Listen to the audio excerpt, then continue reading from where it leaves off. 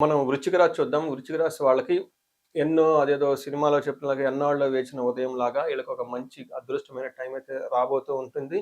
దానికి కారణం ఏందంటే వీళ్ళకి గురువు చాలా రోజుల తర్వాత 8దో స్థానం నుంచి 9దో స్థానానికి మారుతూ ఉన్నారు. ఎప్పుడైతే గురువు 9దో స్థానానికి మారిపోతారో వీళ్ళకి మహాభాగ్య యోగం. ఇప్పటివరకు ఉన్న కష్టాలకి అన్నిటికి ముగింపు పలికి చక్కగా ఒక దివ్యకరమైన, శోభాయకరమైన టైం అయితే వచ్చే అవకాశం ఈ రాశి వాళ్ళకి చాలా బాగుంటుంది. గురువు ఉచ్చ స్థానంలో 9దో స్థానంలో ఉండటం వల్ల మహాభాగ్య యోగం కలుగుతుంది. పెళ్లి కాని వాళ్ళకి పెళ్లి, తర్వాత చదువులో విపరీతంగా చక్కగా ముందుకెళ్ళిపోయే వాళ్ళ అవకాశం ఉంటుంది. పిల్లలు కావాల్సిన పిల్లలు, ఇప్పటిదాకా బంగారం ఎవరైతే కొనుక్కోలేకుండా ఉన్నారో ఈ టైంలో బంగారం కొనుక్కునే అవకాశం ఉంటుంది. హైయర్ ఎడ్యుకేషన్‌లో ఎక్స్‌ట్రీమ్‌గా చేసే అవకాశం ఉంటుంది. అందులోను ముఖ్యంగా ఈ జూన్ మాసంలో మిగతా అన్ని గ్రహాలు కూడా చాలా అనుకూలంగా ఉన్నాయని మీరు గమనించాలి.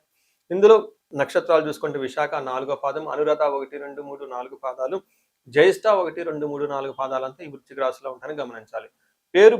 పేరు బలం పెట్టి చూసుకుంటే తో, నా, నీను, నేనో, యా, ఈ, యు అనే పేర్లంతా కూడా ఈ వృశ్చిక రాశిలో ఉంటాయని గమనించాలి. మనం లఘు గోచారం, సూక్ష్మ గోచారం ప్రకారం చూసుకుంటే వీళ్ళకి 9వ స్థానంలో సూర్యుడు ఉండటం వల్ల పీడ, కొంచెము శారీరకంగా ఇబ్బందులు వచ్చే అవకాశం ఎక్కువగా ఉంటుంది. ఎక్కడో ఒక చోట పీడింపబడతారు. కొంచెం ట్రబుల్స్ ఉంటాయని గమనించుకోవాలి. అయితే మిగతా గ్రహాలు అది గురువు కానివ్వండి, గురువుతో పాటు మిగతా మన శుక్రుడు, కుజుడు ఈ గ్రహాలు కూడా చక్కగా వీళ్ళకి యోగ్యతనిచ్చే అవకాశం ఉంటుంది. అందులో భాగంగా కుజుడు 6వ స్థానంలో ఉండటంతో విపరీతంగా సంపదలు వచ్చే అవకాశం ఉంటుంది. 9వ స్థానంలో శుక్రుడు ఉండటంతో అగైన్ మహాభాగ్య యోగం కలుగుతుంది. వీళ్ళు శుక్రుడు ప్లస్ గురువు కలిసి ఉండటం వల్ల విపరీతంగా ఆదాయం వచ్చే ఉంటుంది.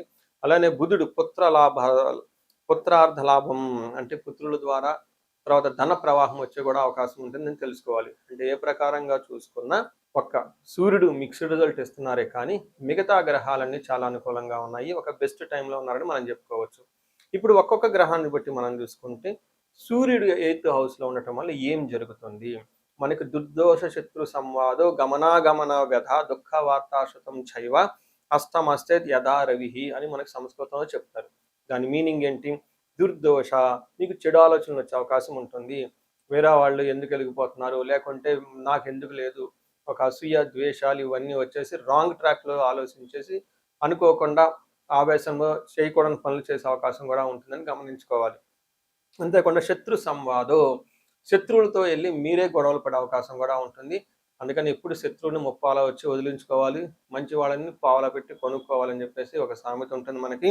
అలానే గమన వ్యధ వృధం, అంటే ఎప్పుడైనా రాకపోకలు చేసినా, ట్రావెల్ చేసినా, జర్నీలు చేసినా అందులో మీకు ఉపయోగం అనేది ఏమీ ఉండదు. దుఃఖ వార్తాశ్రుతం చైవ, అంటే మీరు వినకూడని వార్తలు, బ్యాడ్ న్యూస్ వినే అవకాశం ఎక్కువగా ఉంటుంది. సో ఇవన్నీ మీకు 8th హౌస్లో సూర్యుడు ఉండటం వల్ల జరుగుతుందని మనకి మహర్షులు గ్రంథాలు వివరించడం జరుగుతూ ఉంటుంది.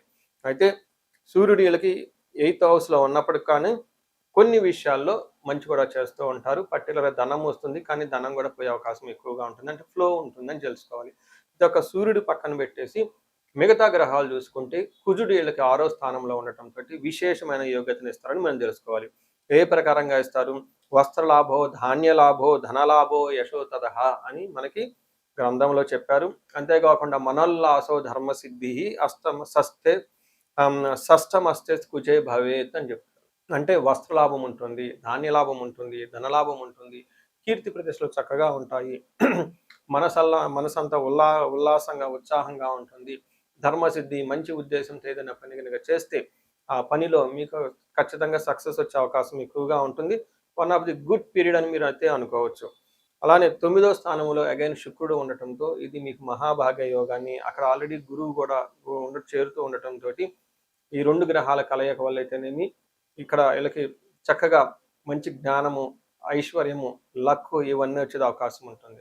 మనకి సంస్కృతంలో వస్త్రలాభో మహారోగ్యం గురుభుక్తి స్యాత్ స్వధర్మ కృత చిత్తశుద్ధి అభీష్టార్థనవమస్తే భవేత్ భృగు అని చెప్తారు. అంటే 9వ స్థానంలో శుక్రుడు ఉంటే ఏమవుతుంది? వస్త్రలాభం, అంటే షాపింగ్లు ఎక్కువగా చేస్తుంటారు.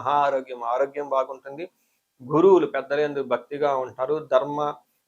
స్వధర్మ కృతు, అంటే మీ ఇంట్యూషన్ చాలా స్ట్రాంగ్గా ఉండి మీ ఇన్నర్ వాయిస్ని చక్కగా బయట ప్రపంచాన్ని చెప్పి వినిపించగలుగుతారు.